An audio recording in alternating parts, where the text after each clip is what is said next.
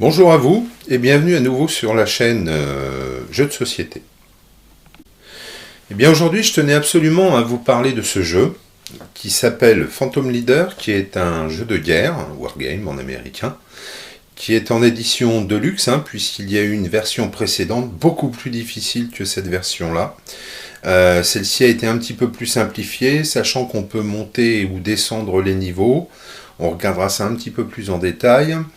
Ça a été créé par DVG Games, qui est d'Anversen Games, en 2013, et qui nous propose de prendre le grade d'un officier de l'US Air Force ou de l'US Navy, puis de mettre en place des plans de vol pour aller toucher des cibles qui nous apportera des points de victoire et fera monter les niveaux de chacun de nos pilotes dans le jeu. Alors c'est un jeu qui se joue en solitaire, sachant qu'on peut y jouer également à plusieurs, si on le désire. Pour certaines missions où il y a plusieurs avions, chacun peut avoir un ou plusieurs avions et décider éventuellement du plan de vol et du chemin tactique à utiliser pour pouvoir réussir sa mission et faire revenir tous ses pilotes et ses appareils au bercail sans aucun souci. Alors le jeu, lorsque l'on ouvre la boîte, se compose d'un plateau tactique qui vous est montré actuellement. Alors on détaillera un petit peu plus en ayant en haut un compteur de tours.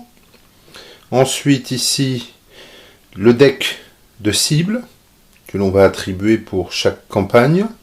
Ici le deck d'événements que l'on aura pour chaque mission. Ici, le deck des pilotes. Alors moi je les utilise pas, mais on peut les utiliser. Et ici, la séquence de jeu, que l'on détaillera également. Puis au centre, ici, une carte tactique où va se passer toute l'action.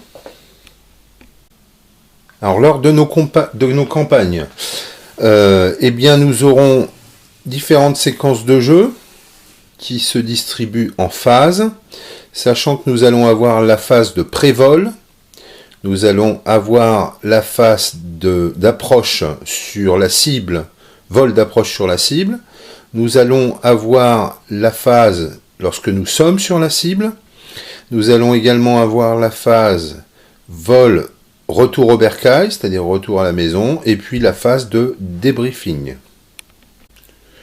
Puis il y a 8 cartes de campagne, 4 campagnes pour l'US Navy, 4 campagnes pour l'US Air Force, sachant que là on prend l'exemple sur la campagne Rolling Thunder de l'US Air Force pour l'année 1967, que l'on va détailler un petit peu plus longuement. Donc là, par exemple, si je viens sur l'overview, c'est-à-dire le briefing, eh bien, cela nous détaille le contexte de la campagne et éventuellement s'il y en a des règles spéciales. Pour la campagne Rolling Thunder, par exemple, il n'y en a pas. Ici, c'est le détail de la carte de campagne. Donc, selon les missions que l'on va assigner à nos pilotes, on va se référer à cette carte-ci. Voilà, sachant que les différents secteurs où nous allons effectuer nos missions, d'accord, vont nous donner soit éventuellement des pénalités de points de poids au niveau de nos munitions, et puis du stress. Pour cette route pack 5, là, par exemple, les objectifs 12, 24, 22 et 17, eh bien, si nous faisons ces missions-là, nous aurons au retour de notre mission de stress, et lorsque l'on partira en mission, nous aurons 2 points de poids en moins.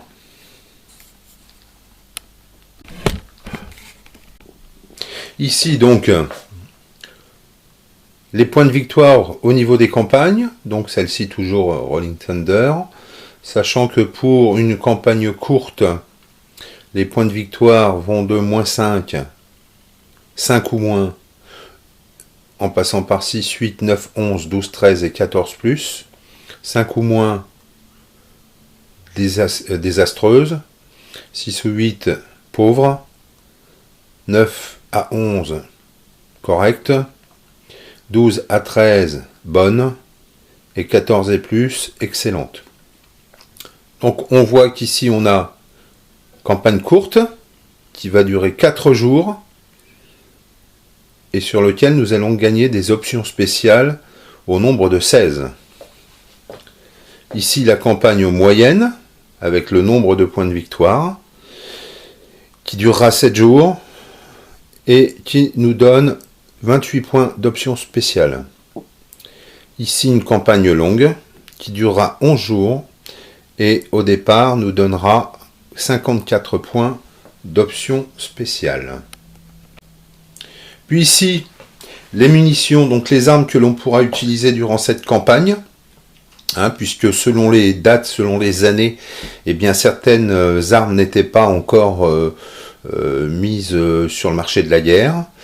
Donc ici les armes standards telles que l'AIM-4 Falcon, l'AIM-7 Sparrow, l'AIM-9 Sidewinder qui sont des missiles RR.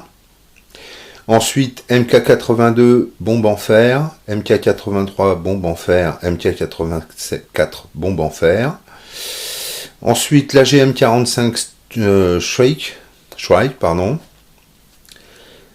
le MK82 Snake Eye, le M117R bombe en fer, la M118 bombe en fer, le Blue One qui est en général une bombe au napalm, le CBU, les roquettes, les gunpods, les nacelles et le CM-pod, également une nacelle qui nous permet de pouvoir esquiver certaines attaques de l'ennemi. Ensuite, en munitions spéciales, la GM12 Bullpup, la GM62 Walleye, le JBU 10 Smart Bomb, le JBU 12 Smart Bomb, et là, on nous dit que l'AIM-9, Sidewinder, avec la petite étoile, eh bien, lorsque cet équipement est porté par un F4, eh bien, il faut le traiter comme une munition spéciale.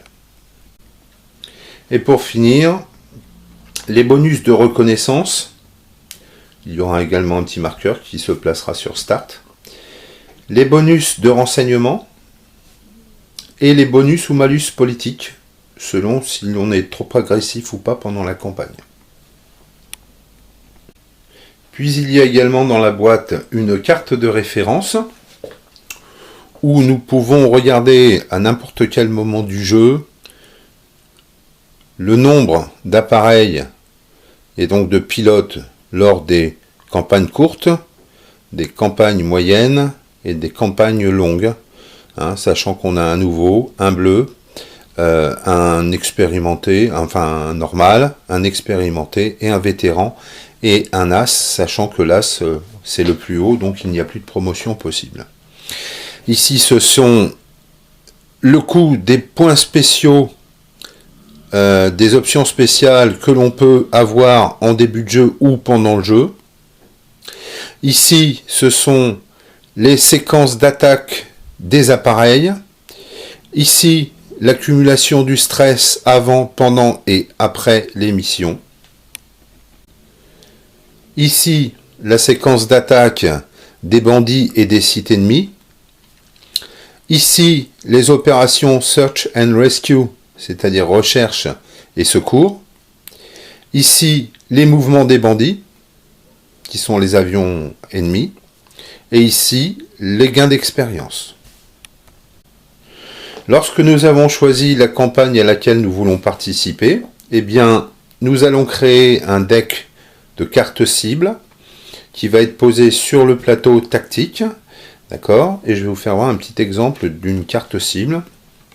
Eh bien, voici une carte cible qui nous dit dépôt de munitions, qui a également un petit numéro ici, en haut, à gauche, qui nous permet de nous localiser sur la carte de campagne. Ici, un petit topo au niveau du plan. Ici, en remontant, nous voyons que cela va faire 1 en politique, moins 1 en politique si nous faisons cette mission, ce qui n'est pas trop méchant, on reste dans quelque chose de correct. 3 appareils pourront y participer à cette mission. Sur la gauche, nous avons toutes les données, c'est-à-dire les sites. Sur les sites d'approche, il y aura 2 unités, puisqu'il y aura une reconnaissance qui aura été faite auparavant. Et sur le site central, il y aura une unité adverse, un site. Si nous utilisons une campagne avec des avions de chasse ennemis, des MiG entre autres, eh bien là nous voyons que sur le site d'approche il n'y aura pas d'avion ennemi, et par contre sur le site central il y aura un avion ennemi. À droite, c'est le nombre de touches que l'on fait sur la carte cible. Eh bien, on voit que ici, de 0 à 3 touches, il n'y aura pas de point de victoire, pas de point de reconnaissance et pas de point de renseignement. De 4 à 6 touches, il y aura un point de victoire, pas de point de reconnaissance et pas de point de renseignement. Et sur 7 touches et plus, il y aura 2 points de victoire, aucun point de reconnaissance et un point de renseignement. Puis ici, on a en détail les règles spéciales de cette cible. On vous dit que seconde explosion, infliger un point supplémentaire pour chaque touche sur chaque cible pendant cette attaque. Donc cette cible inflige 3 points. Donc, explosion secondaire. Infligez une touche supplémentaire contre la cible à chaque fois que vous touchez cette cible. Et une attaque contre cette cible inflige plus 3 touches. Voilà, donc oui, comme c'est un dépôt de munitions, bon, c'est chaud bouillant, quoi. Nous aurons également des cartes événements qui sont faites comme ceci. Donc par exemple celui-ci c'est le A1 Skyriders. Eh bien le premier événement, puisqu'il y en a 3, le premier événement se passe avant d'être sur la cible. Le deuxième qui est en rouge se passe sur la cible. Et le troisième en dessous se passe au retour au bercail. Sachant que je vais tirer une carte et je vais prendre ce qu'il y a au-dessus en direction de la cible. Puis après je tirerai une deuxième carte et je prendrai ce qu'il y a au milieu lorsque je serai sur la cible. Et ensuite au retour au bercail, je prendrai une troisième carte, je piocherai une troisième carte et je lirai ce qu'il y a en bas. Donc je n'utilise pas la même carte pour les 3 événements. Voilà.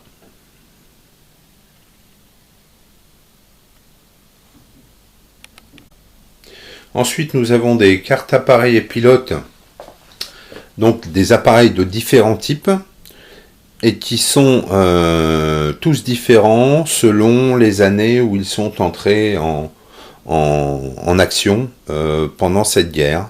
Donc certains ont été construits avant, d'autres ont été construits pendant et sont restés bien plus longtemps après en action. Alors par exemple, bon alors il y en a beaucoup plus que ça, mais je vous donne 3 exemples principaux. Ici nous avons un F100 Super Sabre. Voilà. Alors, ce que vous voyez en haut à droite, c'est que c'est un nouveau. Voilà, c'est un nouveau.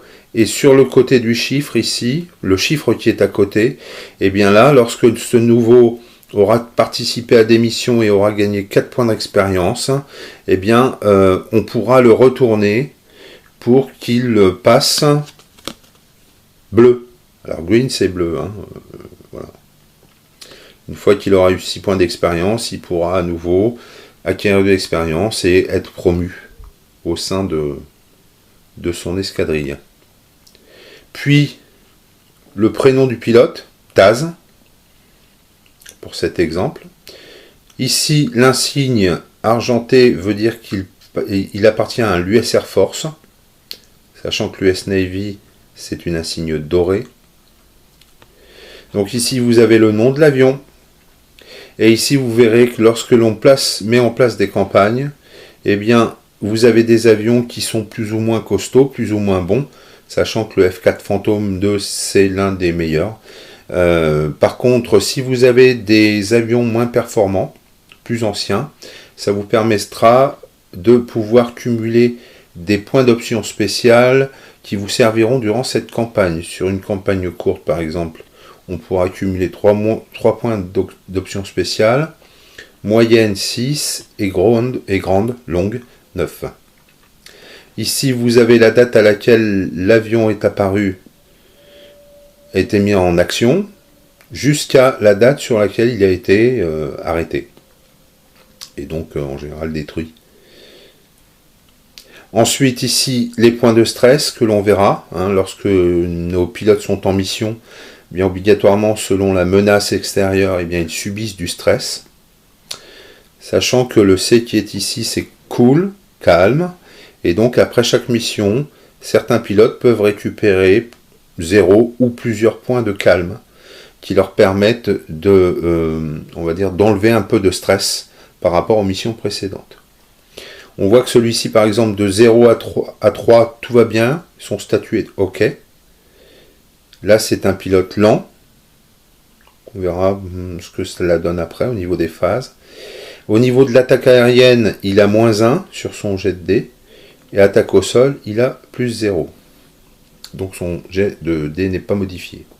Par contre, si éventuellement à un moment donné au niveau du stress de 3, il passe à 4, et bien de 4 à 6, il devient secoué. Il est toujours lent, ce qui est normal, c'est encore pire quand on est secoué. Par contre, en attaque aérienne, vous voyez, il a -3 au jet de dés, et en attaque au sol, il a -2. On voit que sa capacité de transport d'armes, de munitions est de 4. Il peut transporter des AIM-9, des MK82, 83, 84, des M117R, des CBU, des Blue One et des roquettes. Il est également équipé d'un canon qui touche sur un lancer de 10, qui peut éventuellement être,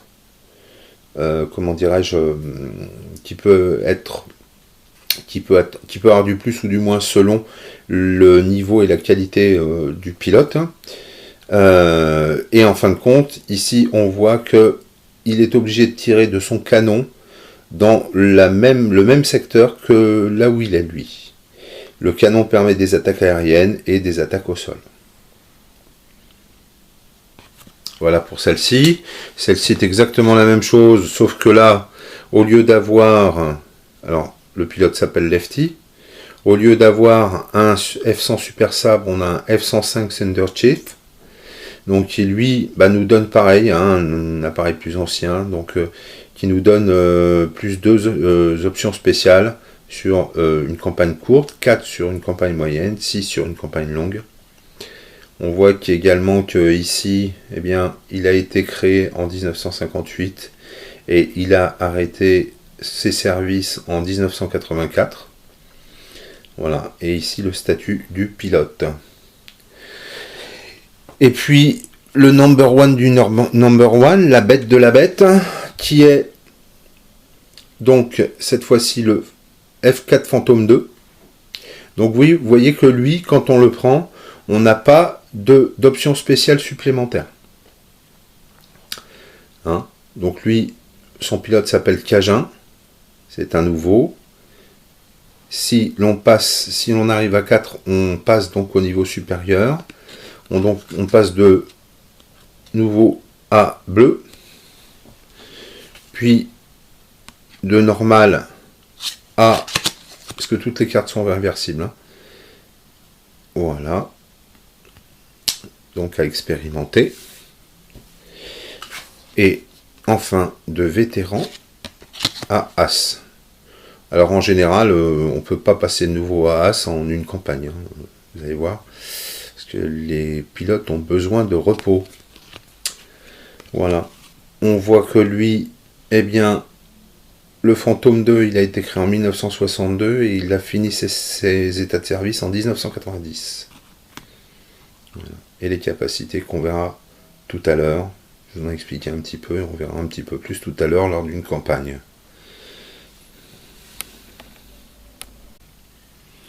Voilà, alors je voulais vous faire voir également des avions de l'US Navy, hein, le voici. Donc c'est un F4 Phantom 2 également. Celui-ci est piloté par Buick. Hein, et donc c'est pareil, c'est réversible avec des capacités bien sûr différentes. Et des équipements qui peuvent également être différents entre l'US Navy et l'US Air Force. Sachant que c'est pareil, selon si l'on joue la même campagne avec l'US Air Force ou l'US Navy, bien on n'aura pas les mêmes pénalités étant donné que l'US Navy décolle des porte-avions et que l'US Air Force décolle des aérodromes du sol. Voilà, donc ils n'ont pas les mêmes distances à parcourir selon la même cible.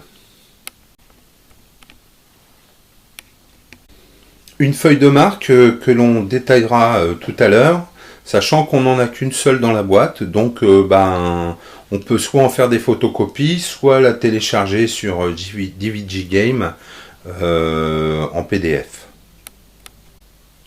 Chaque carte avion et pilote a un petit pion qui lui est assigné pour pouvoir être utilisé sur la carte tactique. Donc, vous voyez, celui-ci c'est Misty, le pilote.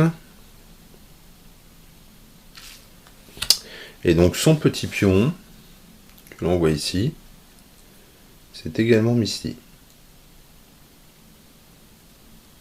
Donc il y a un H d'un côté et un L de l'autre. Voilà, ici. Donc ici le L, c'est que nous sommes à basse altitude, alors que le H, c'est que nous sommes à haute altitude. Vous verrez que c'est important dans chaque campagne. Puis nous aurons des pions munitions. Donc sachant que nous aurons des bombes, nous aurons des missiles air-sol et des missiles air-air. Hein, la petite barre sur le côté jaune, c'est uniquement air-air. Donc les bombes, en haut, à gauche, vous allez avoir le poids. Donc le poids des armes se trouve toujours en haut à gauche, dans le petit encadré bleu. À droite, vous allez avoir le nombre de touches, le nombre de dégâts faits par ces armes lorsque nous serons sur l'objectif. Ici, en bas à gauche, le nom de l'arme, le nom de la munition. Ici, le petit rond noir, c'est la distance maximum à laquelle l'arme peut être utilisée. Donc là, de 1 à 0 distance au niveau du terrain, d'une région. Pareil ici, 1 à 0. Ici, 0. Donc on voit que là, il faut qu'on soit sur l'objectif pour la larguer, cette bombe. Hein, normal d'ailleurs, puisque les roquettes ont une distance horizontale, tirent horizontalement, et la bombe, eh bien, on ne la largue que quand on est sur l'objectif. Le petit L en bas, ou le LH ici, ou le H ici, sont les altitudes à laquelle nous allons pouvoir tirer ou larguer. Par exemple, cette bombe-là ne se largue qu'à basse altitude. Ce missile-là peut être tiré aussi bien en basse qu'en haute altitude. Et ce missile-là ne peut être tiré qu'en haute altitude. Les pions sont tous réversibles. Voilà. Là, j'ai un AIM-7. Là, j'ai un CBU-12. Et ici, j'ai une M118. Vous voyez, son poids est de 4. Mais alors par contre l'avantage c'est que là, si je fais 3, de 0 à 2, eh bien je ne touche pas. Si je fais 3 à 4, j'ai une touche. 4 à 5, 4 à 6, j'ai 2 touches. 6 plus, j'ai 3 touches. Et si je fais 9 plus, j'ai 4 touches. Sur le même dé. Hein. C'est-à-dire que là, si je jette un dé et que je fais 7, eh bien j'aurai 1, 2, 3 touches. Dans mes deux petits pots, je vais avoir dans un premier temps mes sites. Donc celui-ci, c'est un site S60. On voit que c'est soft. Le petit rectangle noir, c'est soft, donc une cible légère qui peut me toucher, qui peut toucher un de mes avions de 1 à 3 touches sur 5 plus, 7 9, plus et 9 plus. Le petit rond 1, eh bien c'est pareil, c'est comme sur les pions de mes armes, c'est-à-dire qu'elle peut éventuellement tirer à une distance de 1 maximum ou sur son site. Ici, elle ne peut atteindre que des cibles en basse altitude. Si mon avion est en haute altitude, elle ne pourra pas l'atteindre. Si je le retourne, ils sont tous comme ceci, bien là je découvre un avion, un bandit, donc qui est un MiG-19, qui lui, bien sûr, il peut se placer en haute ou basse altitude, et peut toucher, de faire de 1 à 3 touches, sur 5 plus, 8 plus, 10 plus. Et comme c'est un avion, eh bien c'est un aérien, eh bien on voit que, comme mes armes, eh bien il a une petite comment dirais-je, une petite barre transversale jaune.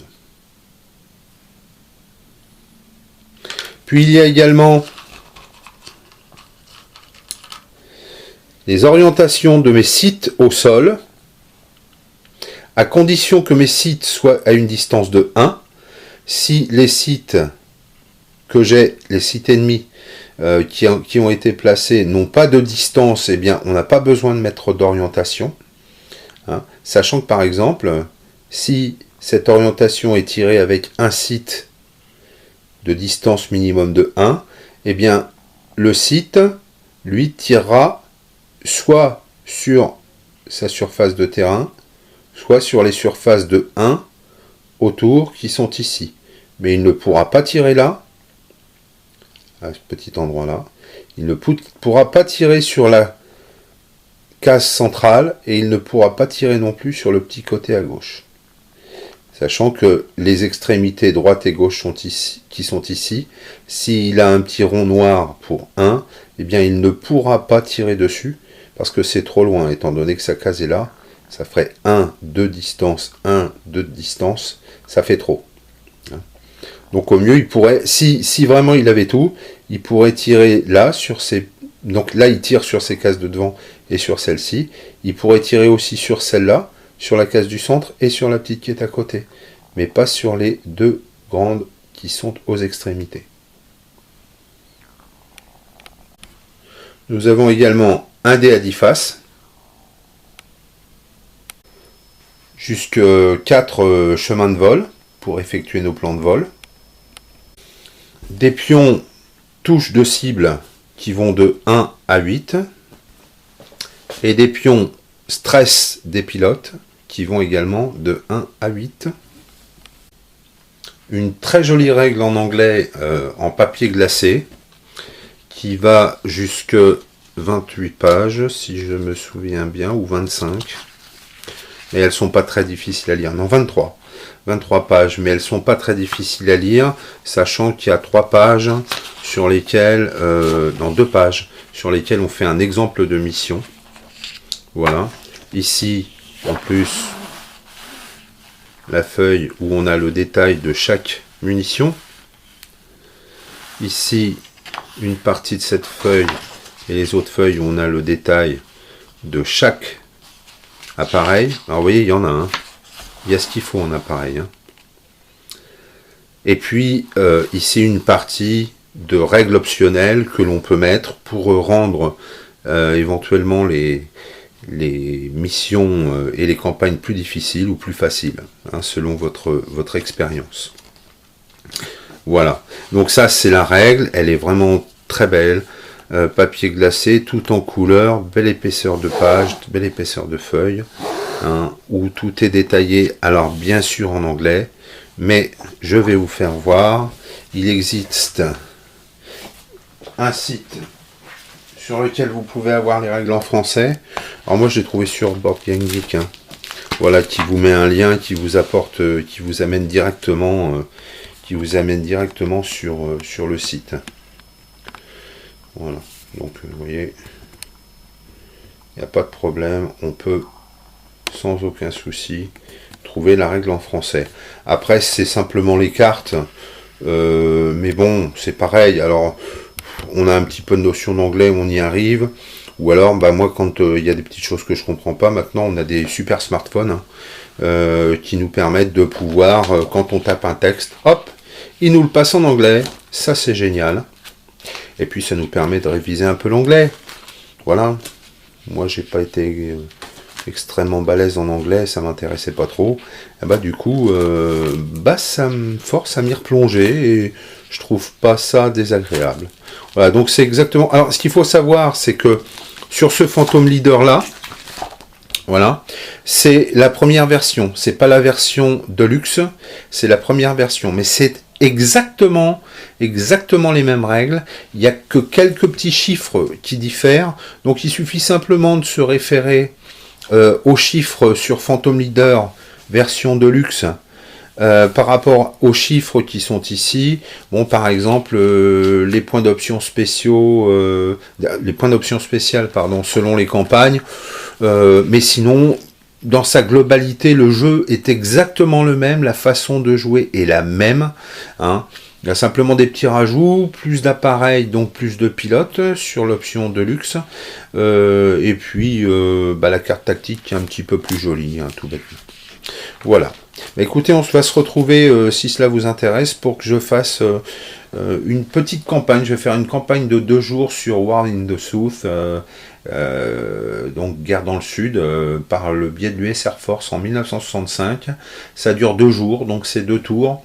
C'est pas très long et ça va vous permettre de voir un petit peu plus en détail comment fonctionne une campagne. Merci, au revoir.